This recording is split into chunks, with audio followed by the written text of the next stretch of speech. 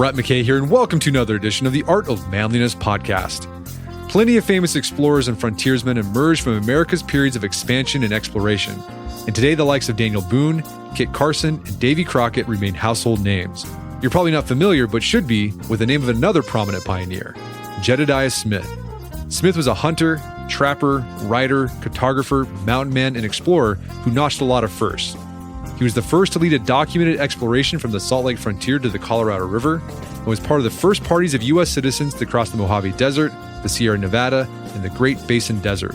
Having survived 3 attacks by Native Americans and 1 mauling by a grizzly bear, Smith's explorations became resources for those who followed after, and led to the use of the South Pass as the dominant route across the Continental Divide for pioneers on the Oregon Trail.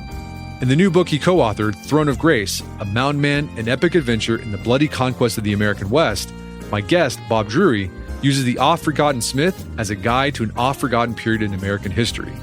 Today on the show, Bob paints a picture of a volatile American landscape in which trappers and Native Americans collided and clashed in the early decades of the 19th century. We discuss how the Lewis and Clark expedition created a lust for adventure among young men, how the humble beaver played an outsized role in settling the western frontier, and how warfare changed amongst Native American tribes with the introduction of the horse. Along the way, Bob shows us how the life of Jed Smith intersected with all these historic trends, and shares the epic exploits that he and other mountain men took part in while exploring and mapping the American West. After the show's over, check out our show notes at aom.is/mountainman.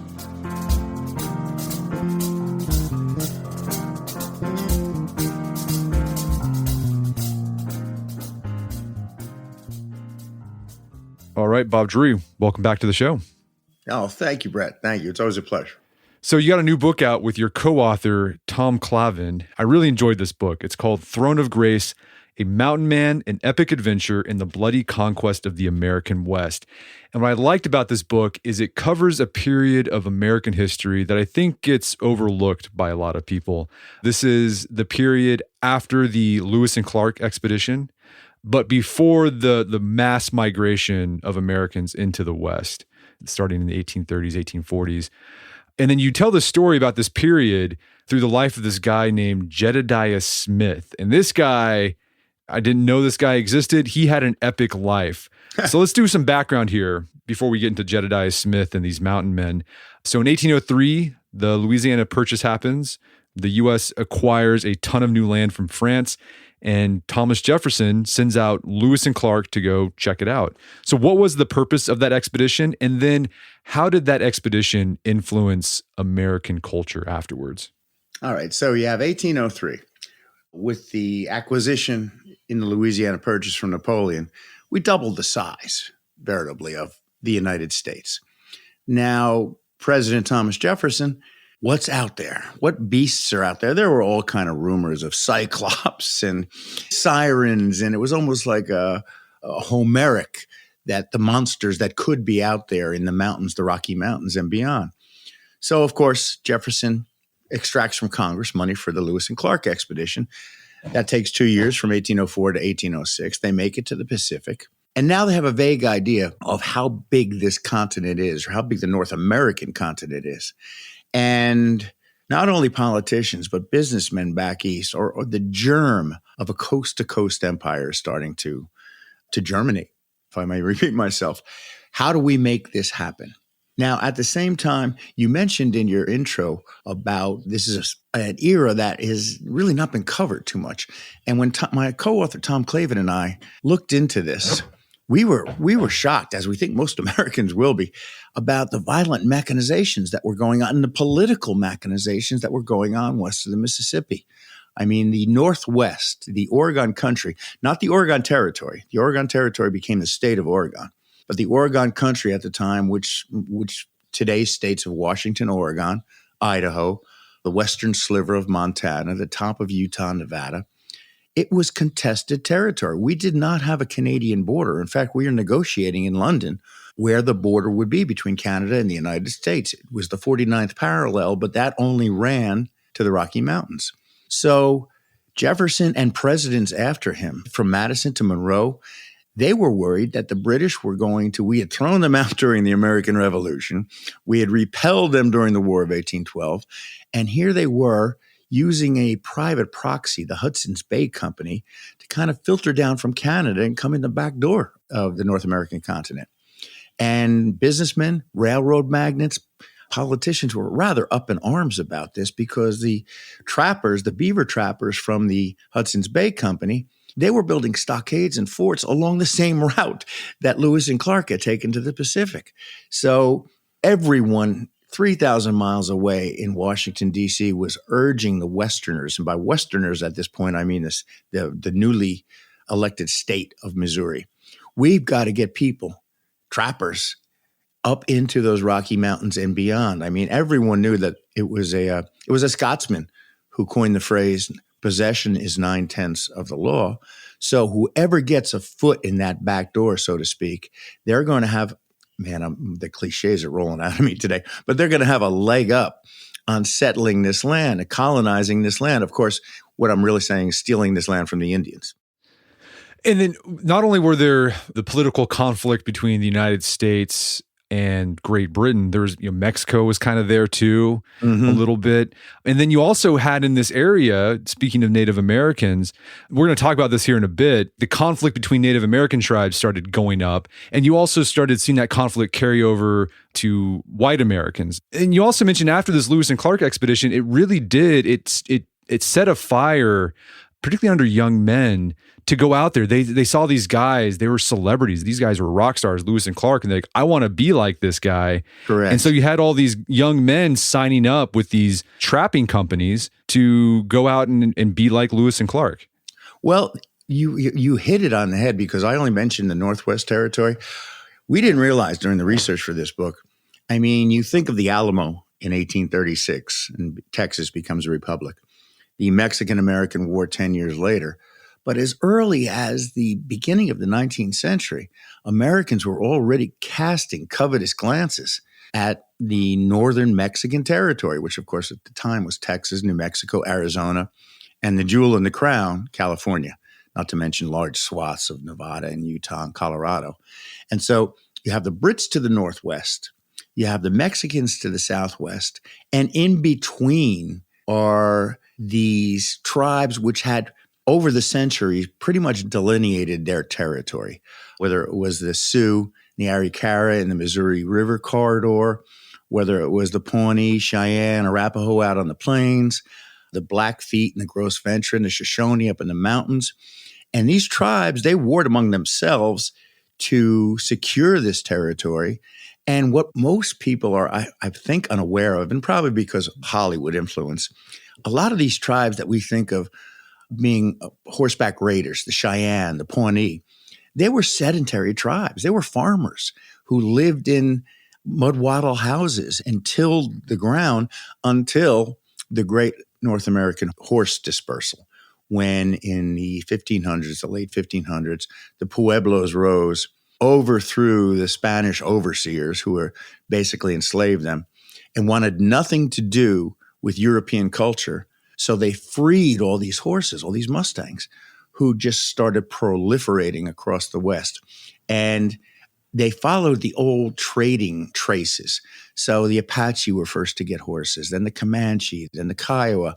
And if you would almost follow the Northern Trail until the Cree in Canada had horses. And these horses changed everything. Now, where previously you really had to think about making war. If the Sioux were going to attack the Arikara, or if the Crow were going to attack the Cheyenne, it meant a 100-mile march, a 200-mile march, and then a siege. But now with the horse, everything changed. And everything in the West became so fluid. So into this fluidity steps these American beaver trapping outfits. At the time, most of them were outfitted in St. Louis. And the best way to get up into the mountains was by flatboat up the Missouri River. It was a long, arduous journey. Each flatboat did have a sail, but mostly you were just poling or pulling through rapids. And in the beginning, the tribes helped Lewis and Clark. Lewis and Clark would have not made it to the Pacific if it wasn't for the help of several different tribes. Everybody knows about Sacagawea, who was a Shoshone, by the way. But the Blackfeet showed them how to get through the Rockies. The Arikara put them up for several weeks. They didn't mind this small group of white men, white hairy beasts, they called them. They didn't mind them passing through. But as more and more of these trappers started trespassing into their territory, they became violent. Yeah, and part of the problem too is these white settlers, these white mountain men, they were stepping into, they didn't understand completely the fluidity of the geopolitics amongst Native American nations. They'd think like, oh, I'll work with the Kiowa, but they didn't understand, well, the Kiowa doesn't like this tribe, and then like that other tribe's going to attack.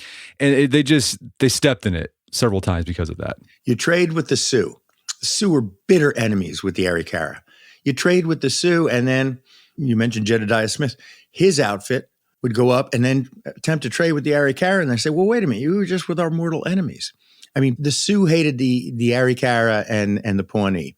The Blackfeet hated the Cheyenne. The Cheyenne hated the Crow. So it reminds me when I was in Afghanistan, every other valley was at war with the next valley until either Genghis Khan or the British or the Russians or eventually us came in. And then they banded together more or less to fight us. Well, it was almost the same in the early 19th century American West. Okay, I hate you, and I've hated you for centuries, but here come these white men, and they don't want to just pass through. They want to take our land. And the concept of owning land, of course, was foreign to most of the Western tribes. And it just created a really violent mess. I mean, the Throne of Grace is not for the queasy. I mean, we depict many ways to die, whether it's disembowelings or beheadings or burnings at the stake by both sides, Brett, by both sides. And it created a dangerous milieu for these trappers who became known as mountain men to be entering into. Yeah, the chapter about how the horse and the gun changed Native American warfare was really fascinating. And you talk about this, I thought it was really interesting how tribes in the West, we're talking like west of the Mississippi, they fought differently than tribes in the East. And so you had these trappers who were coming from the East who were maybe familiar with the Iroquois and how they did things. And the Shawnee and the Mohawk, they were kind of hit and run. They didn't have horses. They did have horses, but horses weren't as proficient. And also horses weren't as expedient in the woodlands as they were in the plains. So the eastern woodland tribes would raid for, say they had been wiped out by, a village had been wiped out by drought. They needed men. They would kidnap kids. The tribes in the West, they had vast, vast territories to cover. And the tribes in the East never kind of raided for territory, but the tribes in the West did. And that came down to one thing, the buffalo. Where are the buffalo trails? Where are the buffalo moving? That's the land we want. And if the Crow happened to be on that land, then the Sioux was going to push them out. If the Blackfeet happened to be on that land, then the Shoshone was going to make war on the Blackfeet. And once again, I'm repeating myself, but it was such a fluid sense of violence that here we come, I mean Euro-Americans, here we come walking into this, and we really have no clue. We just want beaver. Beaver pelts at the time were the most expensive fur in the world. And if we happen to step on some Blackfeet toes or some Arikara toes or some Gros Ventre toes as we're going after the beaver, so be it. Yeah, and you also talk about how a lot of these mountain men, they were shocked about how Western tribes fought because like it was no quarter given. No. And everyone understood, like all the tribes understood, if you get killed or you get captured, you're going to have a bad time. You're going to get mutilated. Because I guess it's just part of their belief that, a happy hunting ground.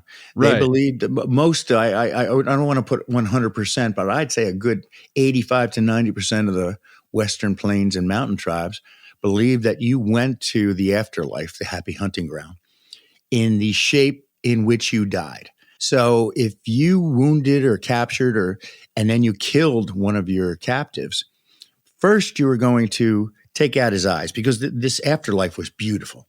It was filled with game. It was filled with fair maidens. It was the land of milk and honey, so to speak. But if you went there with no eyes and you couldn't see it, well, that was your problem. If you went there with no fingers or no arms to draw back a bow to take this game, well, then that was your problem. If you went there with no penis, they cut your penis off and you could not take advantage of these wonderful, beautiful maidens. Well, you were almost in a living hell, even though it was heaven to them. it was almost like sending your enemy to hell. And that was another reason when the Euro-Americans and later Americans stepped into this violence, they were just aghast. I mean, there were many soldiers that, well, we're not talking soldiers yet. We got another 50 years to go. Even though the first declared war against a Native American tribe did take place against the Arikara in 1820, but for the most part, the mountain men and the early soldiers, they would take a boot strap or even a piece of string, and they would tie it to the trigger of their long rifles. And before, if they were losing a fight and they knew they were going to get killed, they'd turn that long rifle around and put the loop of the string around their toe, and they blow their own heads off rather than be captured. Yeah, it's crazy. So you mentioned the beaver trapping, and I didn't know this. I think most people think about the Western expansion. They think of buffalo and what happened in the 1850s and 1860s with the buffalo hunting. You hear those stories of hunters just riding on trains and shooting buffalo. Right. But the next time you see a beaver, you see these little animals. I see them when I'm out on hikes. We have to thank that animal for Western expansion. Like that animal had such a big part in expanding the American territory. So tell us about this. What did the beaver fur industry look like in the 19th century? You alluded to it a little bit, but flesh this out more. All right. So the beaver has pretty much gone extinct in the mountains of Europe. Beaver, of course, live in high altitude, cool territories where they make their burrows, and they dam up rivers and streams, and they live in these ponds. And so at the time, beaver fur, as I mentioned, was the most expensive fur in the world, more expensive than mink, than otter. And the reason was, I don't want to get too much in the weeds here about the science of the lanolin in the beaver fur made beaver fur waterproof. So the hat making industry in Europe, here's a stat that just blew my mind. Between 1800 and 1850, British milliners shipped 20 million beaver headpieces to the continent. They were haute couture in Paris. They were wanted in Italy and Spain. The Russians had killed off all their own beaver. And even the Chinese would make long beaver coats. And because of the oddity of the beaver fur being waterproof, and in fact, here's a little aside. I love these little asides. When they would make the mash to shape the beaver hat makers would add mercury. Now, if you got mercury poisoning, it mimicked the symptoms of insanity. And that's where the saying mad as a hatter came from, because of people making beaver hats and adding the mercury. So anyway, you could get rich, and many people did, including our protagonist, Jedediah Smith. You could get very wealthy going up into the North American mountains, which was the last bastion on earth. We had even played out, the Daniel Boone generation had played out the beaver in the Appalachians. So the last place on earth were in the Rocky Mountains, stretching down from Canada all the way down into New Mexico. And so when we started going after this beaver, it just upended politically, socially, and culturally everything that had happened in the previous millennia in the Western United States. Okay, so you have this situation. The United States has acquired new territory. They are worried about the geopolitics. They're worried about Britain coming in and taking territory that belongs to us.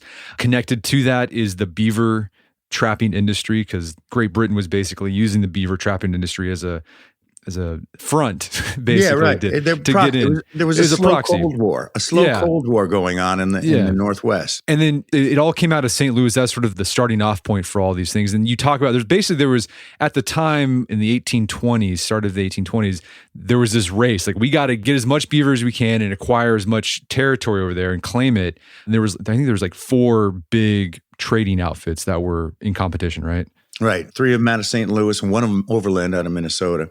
And they were all, egged on is not strong enough. They were all encouraged, as I said, by the politicians, by the business magnates back west. We got to get a foothold here in both the Southwest and the Northwest. Yeah. So you got these outfits going into the mountains and beyond into the Snake River, to the Snake River country, into what was then the Oregon country. And most people think the Monroe Doctrine was aimed at Spain because of their Caribbean holdings, their Central American holdings, but it was really aimed at the Brits. It was Monroe telling them, stay out of the Oregon country. That's our country. We had Lewis and Clark out there a decade and a half ago, and we aim to keep that country. So you've got this mechanism. And when you have the Hudson's Bay Company trappers running into the American trappers out of St. Louis, there are near gunfights. And so how is all this going to be settled? It's all going to be settled by getting the most people in there. And that's what we tried to do. And that's exactly what we did. We're going to take a quick break for a word from our sponsors.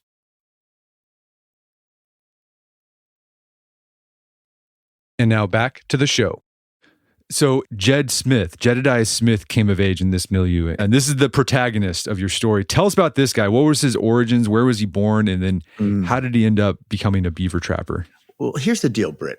Tom Clavin and I don't know, especially with our frontier books, not so much our World War II books and our other combat books, but with our frontier books, Blood and Treasure, The Heart of Everything That Is, we like to think that we write biographies of eras as opposed to of people. But if we're going to write a biography of an era, and once again, when we started looking into this, the first half of the 19th century, you want to call that an epoch, we said, there's stuff here. There's great stuff here, but who is going to be our guide to take us through? And just as Daniel Boone was our guide through Blood and Treasure, just as the Sioux warrior chief Red Cloud was our guide through The Heart of Everything That Is, we started digging into the logical place to start was in St. Louis. In 1822, the lieutenant governor of St. Louis put out an advertisement in all the St. Louis papers asking for 100 good men to ascend the river Missouri to its source, right on the Continental Divide, and to stay for 1, 2, or 3 years trapping beaver. So we started going through, who are these guys? You know, it's the Butch Cassidy question to the Sundance Kid. Who are these guys that answered this ad? And there were so many to choose from. I mean, Jim Bridger, I'm surprised he's not a bigger name today. He was only a teenager when he signed up, but he knew more than men. Well, I don't say twice his age because there weren't that many old mountain men, but he was teaching people, oh, your buckskins are riddled with lice. Take them off and put them over a red anthill. The ants will eat the ants will eat the other insects.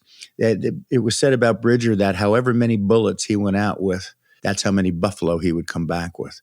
And Broken Hand Fitzpatrick, Thomas Fitzpatrick, is an Irish born. He became a scout, and he was probably the most, he handled horses better than any mountain man we read about. There was this one journal keeper, Jim Kleiman. He was born in Virginia, and he had something of an early education from Methodist circuit riders. And when we were reading his journals, you could tell he was an educated man. He would write things like, the troop I am riding with now makes Falstaff's battalion look genteel. But we could not find anyone who was kind of our Zelig, our Daniel Boone, our Red Cloud, until we ran across Jedediah Smith. Jed had been born in 1899 in the New York Susquehanna Valley. And his 1799. 1799, I'm sorry. Yeah. And his family, hard Puritan stock, had moved west with the expanding nation, first to Pennsylvania, then to Ohio, then to Illinois. By the time he was in his late teens, he had already worked as a seaman on supply boats in the Great Lakes, supply ships on the Great Lakes. He was a crack shot. And when he saw General Ashley's ad, Ashley being the lieutenant governor of Missouri, he took a skiff from Illinois down the Mississippi to St. Louis, and he signed up. And Ashley immediately hired him as a hunter-trapper. Ashley liked the cut of Smith's jib, so to speak. I mean, among all these whiskey-swilling, cigar-smoking, womaning up mountain men with a wife, quote unquote, in every tribe, Smith carried that Puritanism with him. I mean, in his saddlebags, he carried the family Bible. He abhorred the smell of tobacco smoke. He drank, he would sip a wine when necessary just for politesse, but he was not a drinker. He never womaned up. One of the contemporaneous descriptions of him in a St. Louis newspaper was, and I like this phrase, I want to make sure I get it right, the mountaintop was his altar, the forest glade his confessional. I mean, Brett, the guy shaved every day. Have you ever envisioned a mountain man without a big burly beard? But what really drew Tom and I to Jed Smith was that he was an assiduous journal keeper and letter writer. And his journals and his letters We feel that contemporaneous writing is the key to the books we write. And Jed Smith supplied us with, he was the trail breaker, and we followed his trail via his journals and via his letters. And he had nothing against commerce. He wanted to get rich, but more important, Lewis and Clark were his idols. When he was a teenager, a country doctor had given him the Lewis and Clark journals, and he yearned to follow in their footsteps. And he wanted to be an explorer like Lewis and Clark. If he happened to make some money trapping beaver along the way, all the better. And so here was our guy. And I know I'm going on, but when we kind of started digging into Jed Smith, Tom and I were like, we found our man. I mean, we never used the word discover in our books. I mean, Daniel Boone no more discovered the Cumberland Gap than Jed Smith discovered South Pass, which of course is that break in the Rockies that became the Oregon Trail. It was wagon friendly. But I got to say, Jed Smith was the first American to stumble through South Pass in the middle of a blizzard with the help of the Crows. He had gotten direction from the Crow tribe. And the only reason he knew he crossed the Continental Divide was because he dug down into the snow and he could see beneath the ice that the frozen streams were running west. He was the first American to cross the Escalante and Mojave Deserts and lead a party into California from the east. He was the first American to scout from San Diego up to what is today the Canadian border. Then he came back east along the Canadian border and dropped back down into Utah around the Great Salt Lake. If you can envision this in your mind's eye, and our book has plenty of maps to help you envision this man filled out the blank spaces that today are the contiguous United States. So when we found Smith, we said, we have our guide, we have our Boone, we have our Red Cloud, and we just ran with him.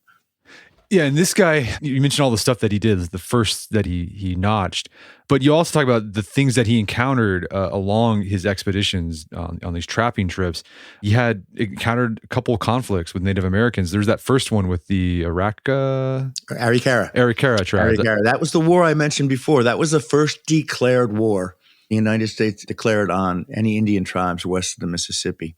It was Smith's trapping outfit who were ambushed by Arikaras on the beach below their villages, and they were pretty much wiped out. Smith survived, as did a dozen others, but that forced the Bluecoats in Missouri to march up the Missouri River, and it wasn't much of a war. The Arikara just scattered. Once the Americans started firing cannons and howitzers, the Arikara just disappeared into the vast plains.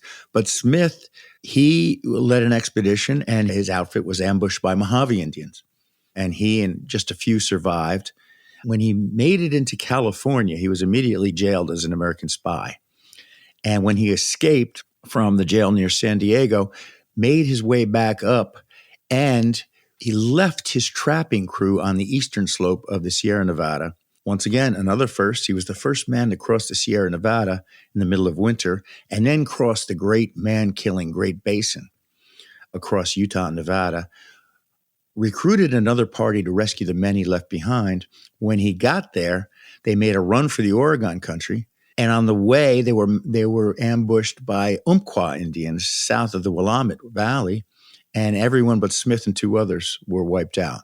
So he knew Indian fighting. He knew trapping. He was an inveterate, as I said, journal keeper. And here's someone one day is sending plant cuttings, new plants he had never seen before, sending them by dispatch rider back east to botanists so they could study them. And the next day he's fighting Mojaves in the desert outside the Mojave Desert. The man was a well-rounded man, Brad. He was a well-rounded man. Yeah, and so some of the things you talk about, that first attack by the Arikara, that was 1823, and then his trip out west to California, where he was taken prisoner, then escaped, and then got another attack. That was 1826. Correct. So he was constantly on the move during this period. He's never resting. No. And also during this time, I think he got attacked by a grizzly bear, right? Oh yeah. Well, it's almost like the word hivernant from the French hibernation. If you had spent a winter in the high peaks, in the high Rockies, you were considered a hivernant, which was a mountain man. Now you're a true mountain man. But you weren't a really, really, really true mountain man until you were mauled by a grizzly.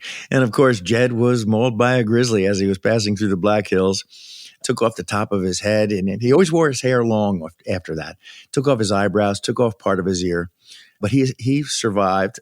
And I find it so many, Hugh Glass, Jed Smith, I feel that it was kind of accepted. The Flatlanders called the mountain men French Indians, and they were true mountain men if they had spent at least one winter. Well, I feel you weren't a true mountain man until you got mauled by a grizzly bear.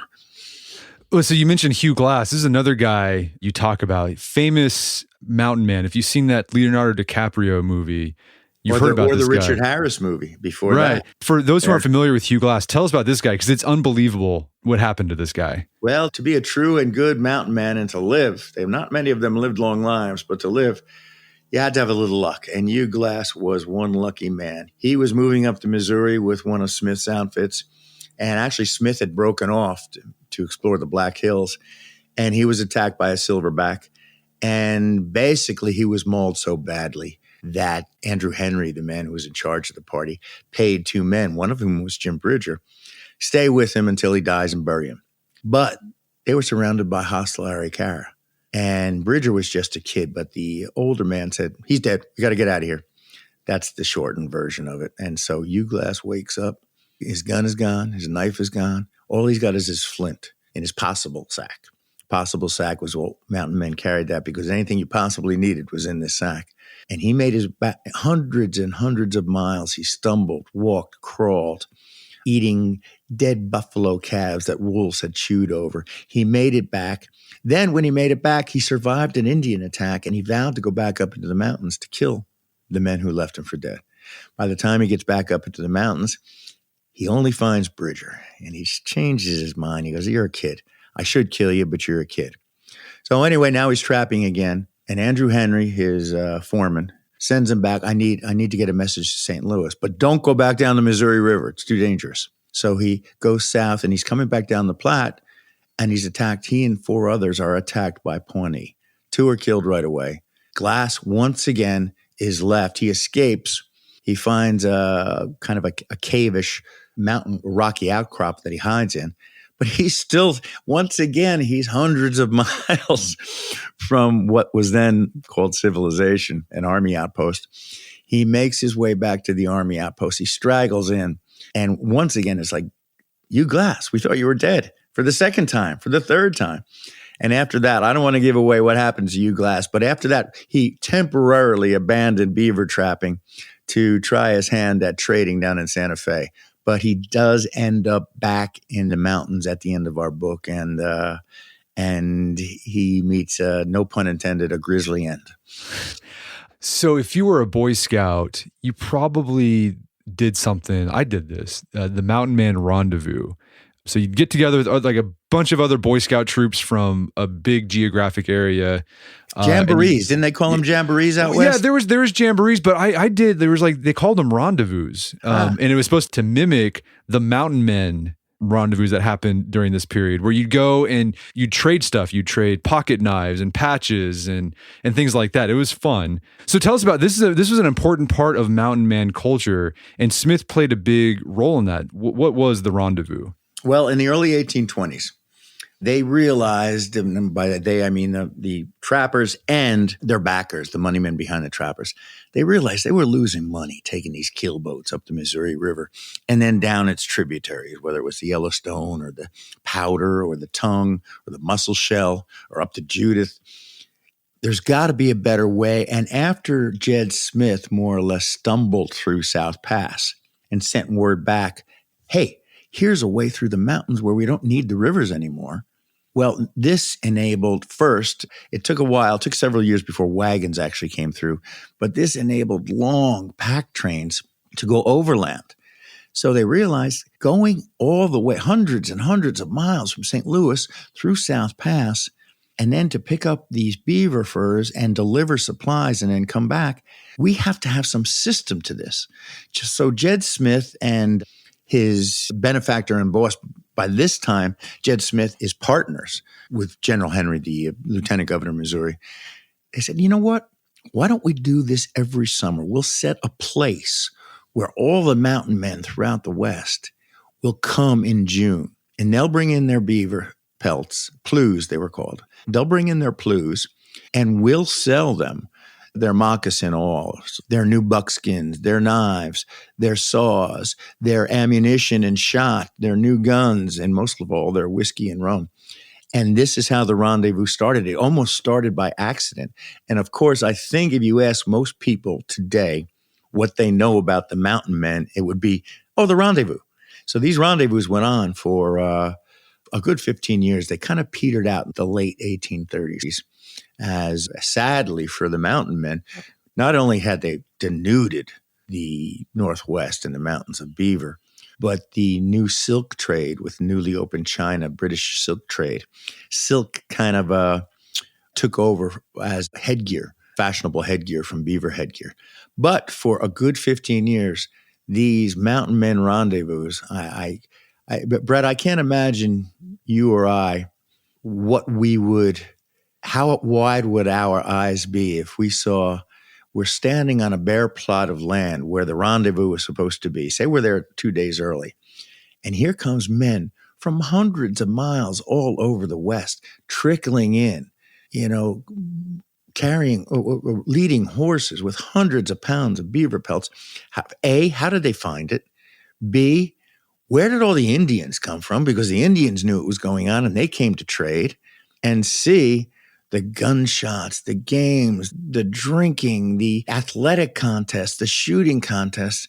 It's just something that I can't imagine in a modern world. It's something uniquely American that only happened for 15 years. And I'm not nostalgic about it at all.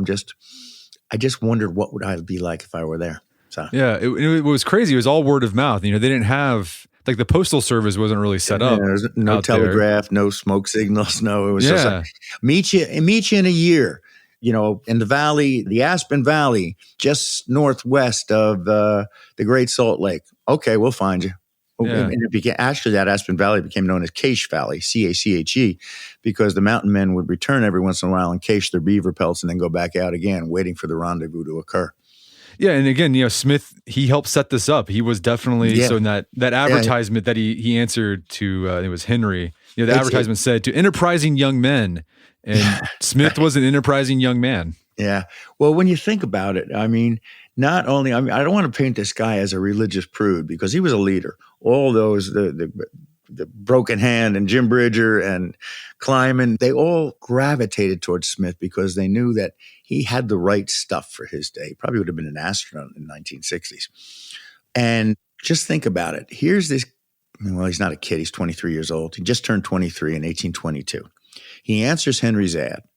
So he's hired as a greenhorn hunter-trapper. Within 2 years, he is partners with the general. And within 4 years, he and 2 other partners have bought the general out. So he's running his own outfit as a 27-year-old man. The guy knew his stuff. So you mentioned earlier, once we acquired the Louisiana Purchase, it was sort of like there be monsters there. We didn't really know what was going on. We thought might have been these mythical creatures, but there's also this idea that there was this mythical river that went to the Pacific Ocean. I didn't know about this. The Rio Buenaventura. Yeah, tell us about this, because this seemed like this was like the El Dorado of Americans. Precisely. In the mid 1700s, a couple of lost Spanish monks, they went north out of Mexico to proselytize, and they ran into some Ute Indians in Utah, of course, who told them about this river that ran to the salty water. Now, of course, they were talking about the 3 rivers that ran into the Great Salt Lake, but the monks misunderstood them. And for a good century, different map makers, both European and American, they had placed this Rio Buenaventura, my Spanish is Buenaventura, the river of good fortune, running out of the Rocky Mountains and entering the Pacific somewhere, usually around Monterey, sometimes into San Francisco Bay. And politicians from Jefferson on were thirsting to discover this river because if we can find this river, that will truly glue this country together as a coast-to-coast nation. And so every trapper or every foreman of every trapping company had 2 orders: bring in as much beaver as you can and find the Rio Buenaventura. Jed Smith took a troop out and he had them circle the Great Salt Lake. And he said, there's nothing coming out of here. There's three rivers coming into it. There's nothing coming out of here. But wherever he went, he kept his eye. And finally, he realized there is no river, Rio Buenaventura. But no matter how many times he tried to tell the people back east through dispatch riders, there is no river. It continued to appear on maps, some maps into the 1850s. Yeah, and when he was looking for that river, that's when he got picked up by Mexico. They're like, what are you? You're a spy. What are you doing here? And he was taken prisoner for a while. Right. He escaped and hightailed it and trapped the Sierra Nevada as they were running. And he had 2,000. That's why he didn't take his men with him over the Sierra Nevada. They had 2,000 pounds of beaver pelts. So they caged him and he said, wait here for me. I'm going to go get a company. I'm going to come back and we're going to get this stuff out of here. And that's when they made their run for Oregon. And that's where they were ambushed by Umpqua Indians. And it just one thing after another. I mean, really. And Jed Smith lived all through it. He lived through it. And, for a while anyway. Yeah, it's a lot to live through. And you can't be a mountain man forever. So how does Jedediah plot the next phase of his life? Like what happens to him? He's 5 years in the mountains. Hasn't seen St. Louis. Hasn't seen quote unquote civilization for 5 years. But he's getting homesick and he's a wealthy man at this point. So he finds out that his mother has died back in Illinois. And he decides to come out of the mountains and cash in his chips. He sells his company. And this is how much money he had accrued. He made sure that St. Louis banks set up an annuity for his widowed father, which would today be the equivalent of $75,000 a year to Jed Smith, to ease the pillow of his old age. But you can tell that he's had it with the mountains. He's only in his early 30s, but his letters back home, while he's in St. Louis, he's writing letters not only to his father and to his brother. And there's a religious, I mentioned before, he was a hard Puritan. There's a religious motif running through these letters. He wrote to his father, the greatest pleasure I could enjoy would to be in the company of my family and my parish. He used the word home 8 times in one paragraph. With the assistance of divine providence, I will be coming home soon, Father. He was even more upfront to his older brother, Ralph. I'm reading, as it respects my spiritual welfare, dear brother, I hardly durst speak. Oh, when shall I be under the care of a Christian church? I have need of your prayers, my brother. I wish our society to bear me up before the Almighty's throne of grace. Well, when Tom and I read that letter, there's our title right there. So anyway, he's in St. Louis, and not only is he writing letters home, but he's writing these long missives, reports really, to President Andrew Jackson's Secretary of War, John Eaton. And when I told you before the specificity of his journals, he is telling Eaton exactly how many cannon the Mexicans have in each military presidio. He is telling Eaton the disposition of the British along the Columbia River, what shipbuilding capabilities they have at Fort Astoria, which is then Fort George, how many farmsteads they're opening on the river. And he is pretty much railing, saying, we have to get out there. Americans have to get out there, or this is never going to be part of the United States. So anyway, while he's doing this, sending his father money, he sends his brother Ralph money. There's a farmstead. He buys a farmstead next to Ralph's farmstead in Illinois, and he decides he's going to retire there. And like his idols, his heroes, Lewis and Clark, he's going to write his encyclopedia of the West, everything he's seen. He even hires a professional map maker to put together, to professionalize his crude drawings.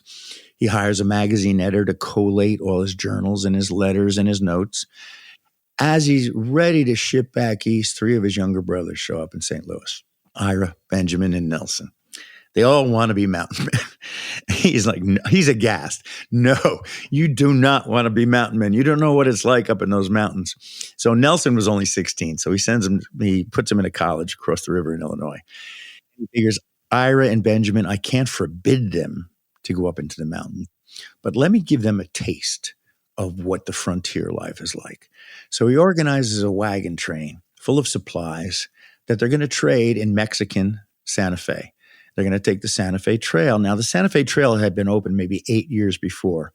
So it was still rough and it was still frontier, but it wasn't the mountains by any means. He figures, okay, let me give my brothers a little shakedown cruise here to let them know what they're going to be up against. So they set out in the spring of 1833. And they're following the trail, but Jed had bought a map that showed a shortcut across this arid desert piece of land they called the Water Scrape. So they crossed the Arkansas River, which was then the boundary, the border between Mexico and the United States. And they're about 8 days out, and they're out of water. They've run out of water. Jed is looking for the Cimarron River. Now, the Cimarron, like the Mojave River, is a dry river, which means it runs underground. It only surfaces during heavy rains or when it hits impermeable rock underground. He sees this rock outcropping several 3 miles away, and he says, that's got to be the Cimarron. So he starts riding toward the tongue of his Mustang is lolling out of its mouth. The horse is staggering. And he gets about a half mile away, and he sees 15 to 20 riders come out from behind the rock outcropping. He recognizes them immediately as a combination of Kiowa and Comanche. The Kiowa and Comanche had formed an alliance that became the most fierce warriors in the Southwest. They had cowed the Spanish, the Mexicans after them. They'd even driven the mighty Apaches out of the territory. Now, they have been watching wagon trains along the Santa Fe Trail bisect their territory for 7-8 years now. And so they're on the warpath. So Smith sees them, and he figures, okay, I could try to make a run for it, but he notices their horses are well watered, which means he was right. The Cimarron River was out there. 2, he could find some cover, a sandhill maybe, draw his Creamer long rifle and his brace of flintlock pistols, try to fight him off and hope that the wagon train, which is maybe 8 miles behind him, will hear the shots and send reinforcements. Or he can brazen it out, and he could ride right into them and try to parley. And so those are 3 choices. Brett, I don't know what choice you would make in that situation. I'm not sure what choice I would make in that situation. But if you want to know what choice Jed Smith made in that situation, you're just going to have to read the damn book, aren't you? So what was the legacy of this guy in the end? Like, what influence did he have on American culture? I think at the time, he would have been on the 19th century Mount Rushmore with Bridger, with Kit Carson, and probably with Boone. The reason that he's not as well known as Boone or Crockett or Kit Carson is he wasn't a self-aggrandizer. I mean, John C. Fremont wanted to run for president, so he made sure everyone knew every second of what he was doing. It was almost like they had Facebook in those days. And Crockett couldn't say a sentence without the word Davy Crockett in it. And Carson and Boone were lucky enough to live to a fairly old age. So dime novelists and newspapermen and magazine reporters and biographers, hagiographers really, they could talk to these men, and I think that's what made them famous. I think Jed Smith just died too young. And I hope that his achievements, I hope our book, Throne of Grace, will somehow bring them a little more to light than they have been. Yeah, and again, like think about all the first that he did. He filled in the gaps that Americans had at the time of their newly acquired territory. If you envision his travels, that's the western half of the contiguous United States. When did the age of the mountain man finally end in America? By the 1830s, the beaver were pretty much played out. And also, as I said, beaver couture in Europe was being overtaken by silk headwear. So late 1830s, I think the last rendezvous might have been 1840, 1841. There were mountain men who just stayed up in the mountains through the 40s, the 50s, the 60s. But I'd say the heyday was the 1820s to the late 1830s. So it was a very short period in our nation's history. But it was certainly an exciting period. And due to the exploration that these men made, it was an important period. Well, Bob, this has been a great conversation. Where can people go to learn more about the book and your work? Oh, anywhere. I mean, as you well know, Brett, we're everywhere. I understand. I give my business to independent bookstores, but I know that Amazon is cheaper. And if you want to buy the book on Amazon, that's fine. And I'll be interested and seeing what kind of feedback we get from historians, which we always do, about how this may or may not raise Smith's profile in that pantheon of American explorers that we talked about before. Well, Bob Drury, thanks for your time. It's been a pleasure. Brett, thank you. I appreciate it. It's always a pleasure. My guest today is Bob Drury. He's the co-author of the book Throne of Grace. It's available on Amazon.com and bookstores everywhere. Check out our show notes at aom.is/mountainman, where you find links to resources where we delve deeper into this topic.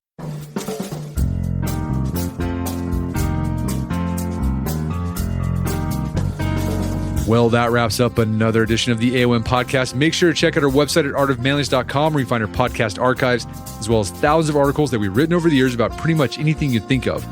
And if you haven't done so already, I'd appreciate it if you take 1 minute to give us a review on Apple Podcast or Spotify. It helps out a lot. And if you've done that already, thank you. Please consider sharing the show with a friend or family member who you think would get something out of it.